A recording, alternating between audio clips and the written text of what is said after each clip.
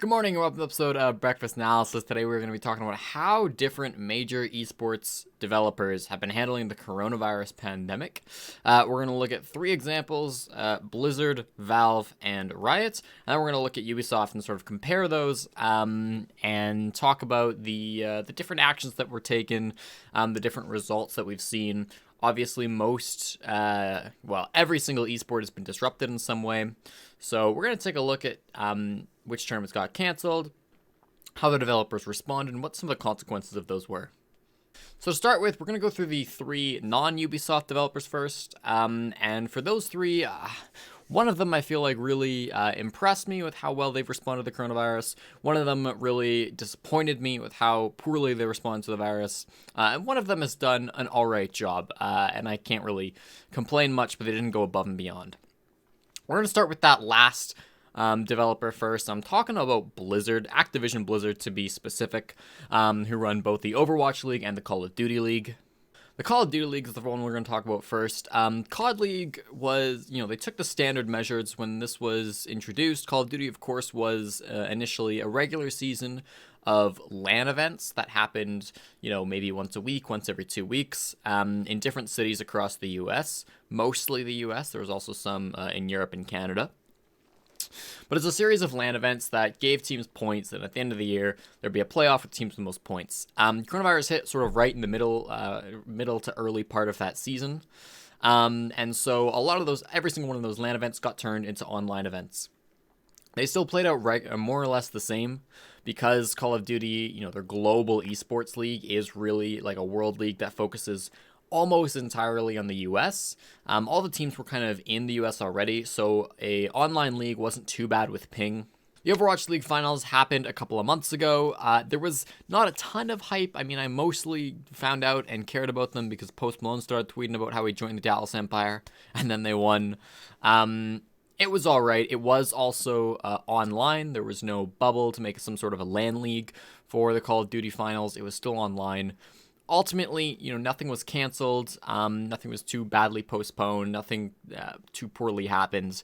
But again, there was no big finals that everybody kind of wanted. It was a bit of a letdown for the Call of Duty League. And then for the Overwatch League, we had a similar situation because Overwatch League is more spread out than the Call of Duty League. They had two different sub-leagues that were running. They had the North American division and the Asia division.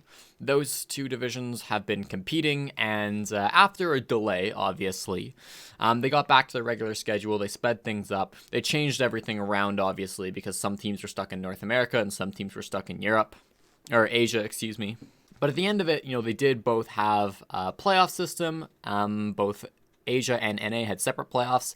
And now the final two teams from both regions are coming together to play. The two North American teams are going to Asia. They're not going to be in a bubble. It's not going to be like a LAN league from what I understand. It's still going to be online. But at least you've got, a world championship still happening. You've got 4 teams, 2 from Asia, 2 from North America competing. And they'll have a world championship. One of the problems I've had with how Overwatch League has responded to it is that, again, the grand finals just seems a lot smaller and less big of a deal than it did in previous years, and compared to other esports. It's actually going on tomorrow. I didn't realize that until I was prepping for this video. But yeah, the grand finals is tomorrow as of recording. By the time it comes out, you probably missed it or you watched it if you heard about it. But the promotion has seemed really weak. The hype has seemed really weak for Overwatch League. And I assume that's largely because of the structure changing and COVID and all of that. But I would have liked to maybe see a little bit more resources, a little bit more effort put into it. Obviously, they're still putting on a grand finals. Nothing is canceled, so it's good to see. But it's not above and beyond like what we've seen from a few other developers. So, all right, at least they've got a grand finals. Next, we're going to talk about a developer that has not responded well at all to COVID in my mind. And that's Valve, handling in both Dota 2 and CSGO. I'm going to make a side note here, because I used to be pretty involved. Valve is a third esport, TF2, but they've never really been involved with it. The community is significantly smaller than the rest of the games we're talking about. So, TF2 continues to have online leagues, continues to not have international LANs, and really has been affected, but Valve's contributions haven't really changed to the competitive TF2 scene. For the games that more people actually care about, though, we'll start with CSGO. CSGO is a very different system. Usually there's 2 Valve majors every year, along with a ton of community events that don't really, contribute to the Valve events, but they're still seen with the community's eyes as just as important, or even more important in some cases, than those Valve events. They offer higher prize pools in a lot of cases, more teams, more prestige. The Valve events are still huge deals, but they're not, they're not the same as Siege, where all we have are like Ubisoft sanctioned events. So due to the fact that a lot of it, was out of Valve's hands to begin with, the fact that Valve didn't really do anything didn't change a ton. CSGO still had a reasonable amount of events. They had LANs canceled, but ultimately that wasn't really Valve's doing. And organizers on their own largely made some decisions. What ended up happening is that Valve canceled the first major. They put all the prize money into the second major, and now the second major, which is Rio, has been postponed until TBD. They still say they want to hold a major in Rio. Usually it's the previous major that gets teams invited to the next major. However, with a huge break between the last major and the Rio major, what they're doing is a point system instead. And I actually do kind of like the point system that's being brought out. Each region has different tournaments that'll contribute to some different amounts of points. And whenever the major happens, we'll get the teams who had the most points competing in it. I think the biggest issue with CSGO is just that there's still not much developer support. It's still kind of just all run by community events. So Valve, the fact that the bar was so low to begin with kind of gets them off easy, I would say, but still not ideal. And then Dota 2 is probably the biggest crime. I mean, it's probably the biggest issue I've had with how a developer is treated in esport.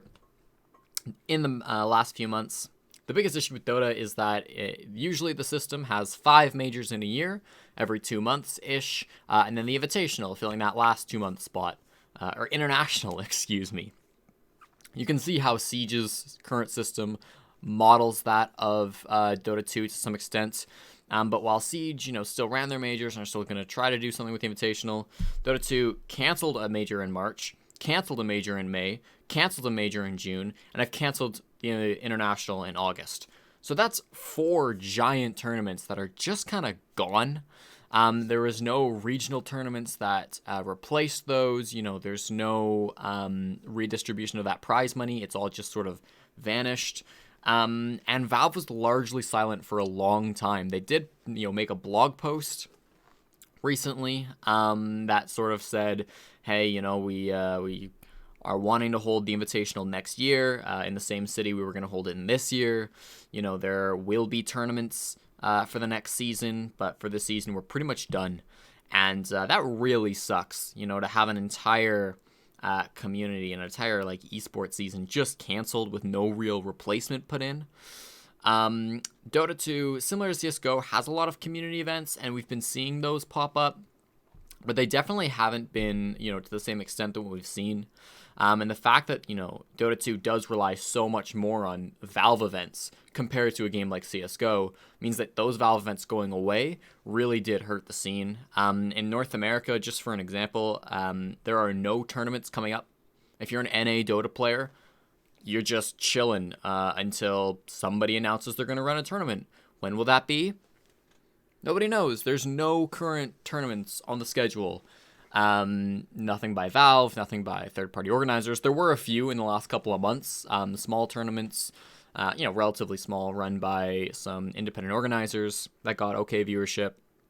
But right now for North American Dota, there is nothing on the schedule. Furthermore, Tier 2 teams across the Dota scene have really been hit hard. Obviously, with COVID, a lot of organizations are struggling. We've seen this in Siege as well with orgs like Reciprocity.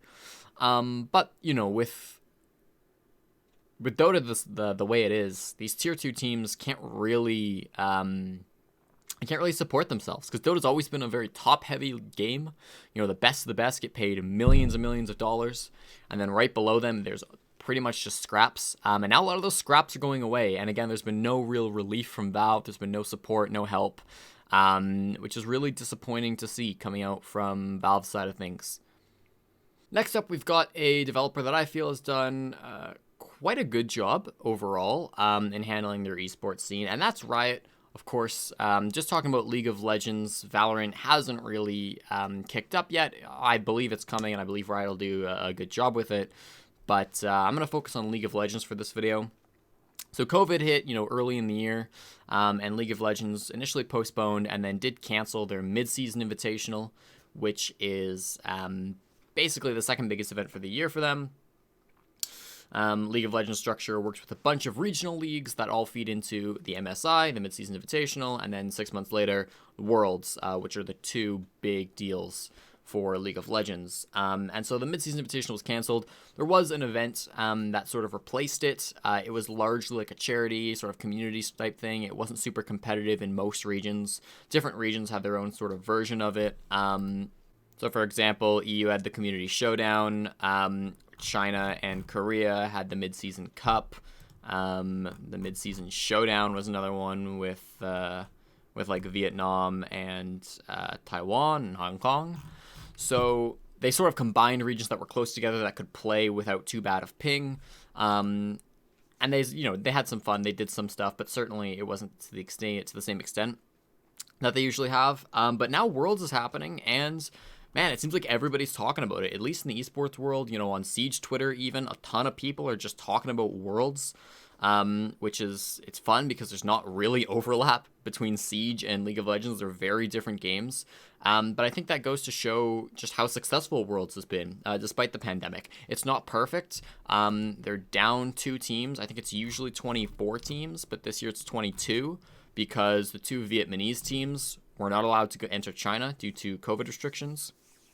But those 2, like the Vietnamese teams that qualified, still are given like a chunk of the prize pool. They're still, being included to the extent that they can be in the event. And largely the event is going as planned. There are all the teams in China right now. There is a bubble. It is on LAN. Again, people are tweeting about it. People are hyped. There's a lot of content being pushed out with the League of Legends World Championship.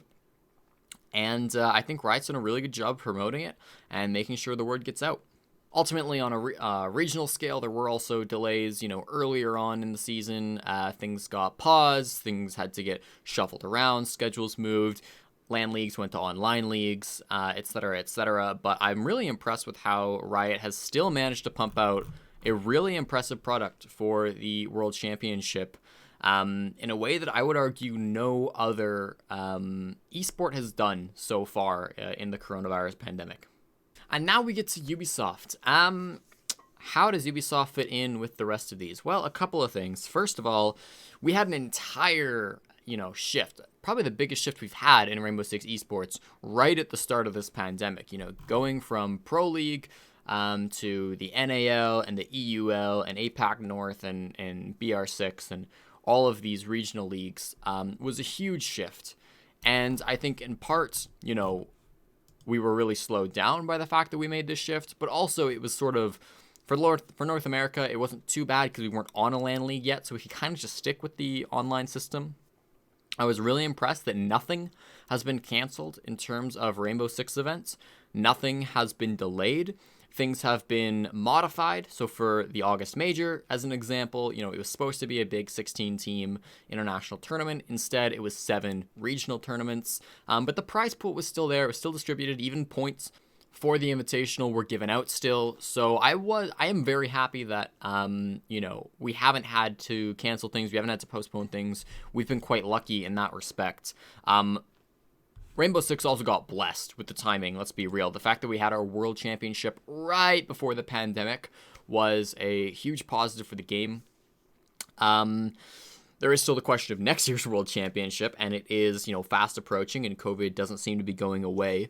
So what will happen there will certainly, I think, impact the result of this video. But I'm hopeful, and I've been impressed so far. And I guess the thing I want to stress with this video is that, there's been a lot of successes in Rainbow Six, right? We've moved to a totally new system. Europe has this brand new, beautiful studio. A lot of new teams and a lot of new talent have been introduced into the scene despite all the restrictions. The products that we've been putting out have not been as they would if the pandemic didn't exist. But I think that, the content going out is still pretty high quality. I think it's still a good show that's being put out, even just in the North American League. I mean, the fact that I get like a giant backdrop behind me, the fact that we've still got equipment being shipped to me. I can't be in a studio, but I've still got the equipment shipped to me, I think is really impressive. We've got the virtual studio, which if you watch the NAL, you know what I'm talking about. I think that thing is like so cool. And a lot of these things you're not even seeing from traditional sports companies. So I guess the main point I want to talk about here is, there's a lot of criticisms that can be thrown at Ubisoft for the way they balance the game, the changes they make, as well as, criticisms that can be thrown at Face It and the other organizers for the way that some of the leagues work. It's not perfect. And I just made a video just recently about changes I'd like to see in the NAL, and I think that there are improvements that could still be made. But I think we are lucky in Rainbow Six to have a developer that seems to care as much as they do about the esports scene, that does continue to make improvements and changes and listens to the community. Not perfectly and not all the time, to be totally fair, but there's at least an effort being thrown in, right? And I think that sometimes in the community we can sort of forget that, and we can maybe over-exaggerate how badly we have it. I'm going to play a quote here from the Esports Awards show, and it's specifically when they're talking about Kickstar being nominated for Cast of the Year. Go vote for Kickstar and Veli and all the wonderful Siege community members, by the way. But it's a quote from Monty, and I'm going to play it for you now, and it just sort of shows what the wider scene thinks about how Ubisoft treats Rainbow Six. To see in terms of the categories, there's a lot of league representation, CS, but there's also an entrance on the side of Rainbow Six. We have Kickstar being nominated for the first time. What does this say about the emergence of this esports and adding that variety to the nominations here? I mean, one is just go ahead, go. Oh, no, I think for us, like, it makes a lot of sense because Rainbow Six is one of those games that's definitely on the rise, especially because of Ubisoft's decision to standardize the circuit and have it operate in all of the independent regions around the world. Is really a game that has had, most games, they come out strong and then they have that really good initial esports viewership. But really, Rainbow Six has been on a slow burn and increasing over time since the game's release. And a lot of that, I think, is due to Ubisoft's very intelligent management of the game and the esports infrastructure around it. So as it professionalizes and becomes one of the games that we talk about as potentially a rising tier 2 or tier 1 esport, it's important to recognize the people who are part of that scene. So I think with it all put together, Ubisoft has definitely not done a perfect job with Rainbow Six, but particularly in managing the esports scene, I have been impressed, and I would probably rank Ubisoft right in between Blizzard and League of Legends developer Riot. It's not perfect, it's not amazing, and I'm excited to see what happens for the Invitational. If it is, a similar scope and scale, it probably won't be the size of League of Legends Worlds because that is just such an iconic and important and, old in terms of esports tournament. I hope that there's the same level of effort put into it. I hope that we still see a big event that the community can really come around and celebrate.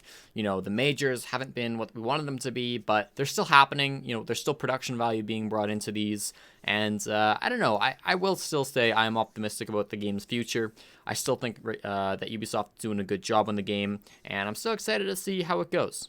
So that's my thoughts on 4 different developers and how they've handled their esports during the COVID pandemic. Let me know what you think. If you're probably familiar with the Rainbow Six scene, but if you followed any of the other games, what complaints do you have? What praises do you want to give to those developers? And what are your thoughts on how the different leagues have gone on during these difficult times? If you like this video, go ahead and give it a like and subscribe. We've got more videos coming about once a week. We've also got the conclusion to the NAL happening next week. US Division concludes on Wednesday with also more games on Monday. Canadian Division concludes Friday. And then the qualifier will be soon after that. So, of course, we're heating up. There's still plenty of Rainbow Six action to be seen. You can go ahead and follow me on twitch.tv/JesseJChick if you want to see more of my personal streams. We just finished our placements last night, and they've gone horribly, so I'm going to have to crawl myself out of this ELO hell.